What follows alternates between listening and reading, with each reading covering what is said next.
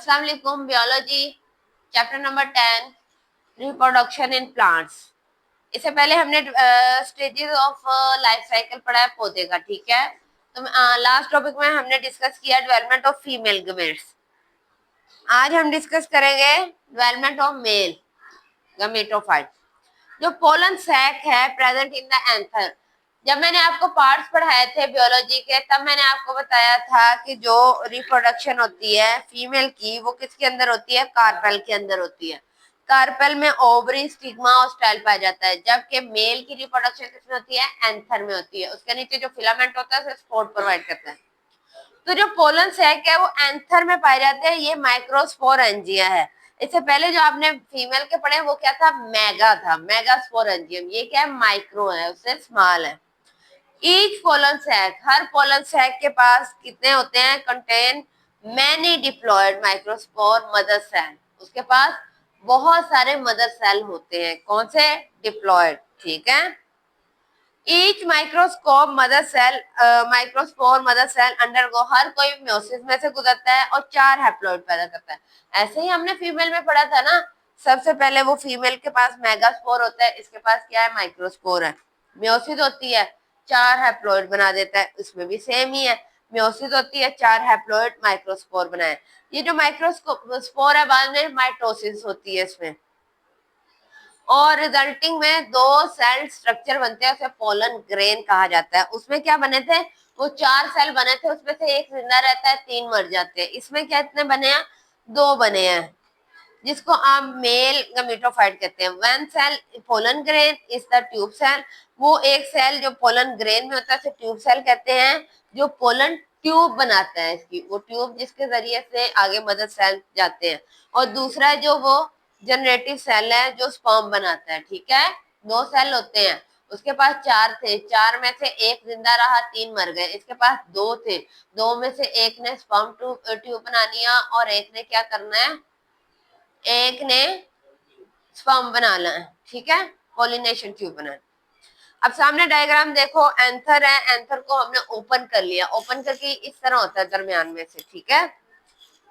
तो एंथर को जब हमने खोला तो पहला क्या था? माइक्रोस्पोर थे, उसमें मदर सेल 2 डिप्लॉयड थे, ठीक है। डिप्लॉयड मैक्रोस्पोर, सॉरी माइक्रोस्पोर थे, मेगा उसमें थे। ये पहले किस में से गुजरता है? किस प्रोसेस में से? मियोसिस में से। मियोसिस में से गुजर के उसने आगे क्या बनाए? 4 हैप्लॉइड, ठीक है, माइक्रोस्पोर। उसमें कितने बने थे? उसमें 4 डॉटर सेल बने थे हैप्लॉइड। इसमें भी 4 बने हैं हैप्लॉइड, और क्या है? माइक्रोस्पोर। फिर उसमें से एक जिंदा रह जाता है, बाकी 3 जो है आगे माइटोसिस में चल जाते हैं। इसमें भी माइटोसिस होती है। ये देखो दरमियान में आपको नजर आ रहा है 2 सेल है, ठीक है। वो ये जो ऊपर 4 थे, 4 आपस में फ्यूज हुए हैं, मिले हैं और इन्होंने 2 बना दिए। एक का काम क्या है? पोलन ट्यूब बनाना, और एक का काम है स्पर्म बनाना, ठीक है। जब ये बना लेंगे तो ये क्या होगा? इनकी रिप्रोडक्शन हो जाएगी। इसमें एक वो क्या है? मेल का है, एक फीमेल का है, ठीक है। तो वो ट्यूब बना के फिर उसके जरिए दोनों की फ्यूजन होगी। और ये पोलिनेशन, पोलिनेशन में जो मेल का मीटोफाइट है ना, उसके पास स्पर्म होता है। हमने पीछे पढ़ा, फीमेल ने एग बनाया, मेल ने स्पर्म बनाया, समझ आ गई इतनी? उसमें क्या थे? उसके फीमेल के पास मेगास्पोर थे, इसके पास माइक्रो थे। दोनों में म्योसिस हुई, दोनों में 4 क्या बन गए? 4 हैप्लॉइड। पहले क्या थे? डिप्लॉइड से 4 हैप्लॉइड सेल बन गए। इसमें मदर में डॉटर सेल बने, जबकि क्या कहते हैं? मेल में क्या बने? माइक्रोस्पोर बन गए। फिर क्या हुआ? उसमें से एक बच गया, 3 मर गए। इसमें भी 4 थे, वो आगे माइटोसिस में गए, 2 फ्यूज हो गए आपस में, एक ने ट्यूब बनाई और एक ने स्पर्म बनाया।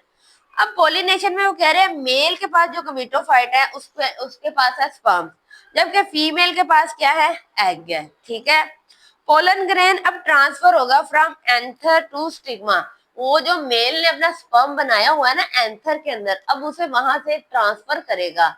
ये एंथर जरूरी नहीं कि उसी फूल के स्टिग्मा में जाए, हो सकता है वो किसी और फूल में, रोज की ही किसी और स्पीशी में जा सकता है। तो उसकी वहां पे स्टिग्मा में जाएगा जहाँ पे ऑलरेडी मदर सेल बने हुए हैं, ठीक है। वो आपस में क्या करते हैं? Anther so the sperm can fertile the egg, वो फर्टाइल करेगा सेल के साथ, इस प्रोसेस को पोलिनेशन कहते हैं। ट्रांसफर ऑफ पोलन ग्रेन, वो जो पोलन ग्रेन को एक एंथर से दूसरे स्टिग्मा में भेजना क्या कहलाता है? पोलिनेशन कहलाता है जी। The transfer of pollen grain, वो पोलन जो एंथर से स्टिग्मा में जाता है, एक ही फ्लावर में हो या किसी और फ्लावर में हो, लेकिन पौधा एक ही है। एक पौधे पे कई सारे फूल लगते हैं ना, पौधा एक है, उसके ऊपर वो उसी फ्लावर के अंदर जा सकता है या किसी और फ्लावर में जा सकता है, उसको कहेंगे सेल्फ पोलिनेशन। लेकिन अगर यही पोलन जो है ये एंथर से स्टिग्मा में ट्रांसफर हो लेकिन किसी और पौधे पे चला जाए, तो उसको आप कहोगे क्रॉस पोलिनेशन। समझ आई है? सबसे पहले मैंने आपको बताया फीमेल में क्या होता है, मेगास्पोर बनते हैं, वो क्या करते हैं, म्योसिस होती है, उसमें म्योसिस से वो 4 हैप्लॉइड बन जाते हैं। मेल में भी सेम ऐसे हुआ, 4 हैप्लॉइड बन के, पहले डिप्लॉइड थे, उसके बाद वो एक बन के आपस में वो फ्यूज हुए तो एक ट्यूब बना देगा और एक क्या स्पर्म बना लेगा। अब मेल के पास स्पर्म है और फीमेल के पास एग है, दोनों के पास गमेट बन गए। अब वो जो एंथर है, एंथर ने अपने वाला जो स्पर्म है उसे ट्रांसफर करना है किसमें? ओवरी में, स्टिग्मा में। जरूरी नहीं कि वो उसी पौधे का उसी फूल का हो, अभी मैंने आपको बताया अगर उसी फूल में चला गया या उसी पौधे के किसी और फूल में चला गया तो ये सेल्फ पोलिनेशन है।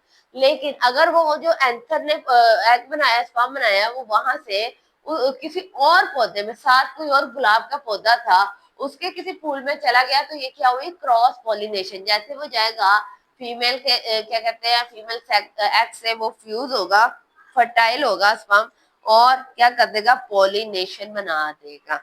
अब आगे फर्टिलाइजेशन हम पढ़ेंगे कल के टॉपिक में, जिसमें मैं आपको फर्दर बताऊंगी कैसे फर्टिलाइजेशन होगी और कैसे वो एक नया फ्लावर प्रोड्यूस करेंगे। आज के लिए इतना काफी है, शुक्रिया, अल्लाह हाफ़िज़।